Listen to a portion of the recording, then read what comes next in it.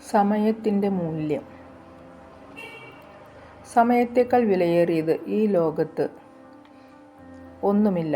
ഓരോ നിമിഷവും നഷ്ടപ്പെടുന്നത് ജീവിതത്തിൻ്റെ ഒരു ഭാഗം നഷ്ടപ്പെടുന്നത് പോലെയാണ്. നമുക്ക് തിരിച്ചു വാങ്ങാൻ കഴിയാത്ത ഏക സ്വത്ത് സമയമാണ്. പണവും വിഭവങ്ങളും തിരിച്ചു വരാം, പക്ഷേ പോയ സമയം ഒരിക്കലും വരില്ല.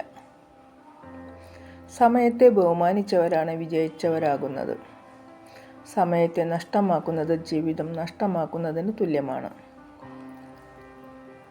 ഇന്ന് ചെയ്യേണ്ടത് ഇന്ന് തന്നെ ചെയ്തു തീർക്കൂ.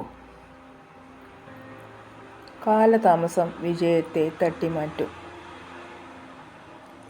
ഒരു ദിവസം 24 മണിക്കൂർ എല്ലാവർക്കും ഒരുപോലെ തന്നെയാണ്.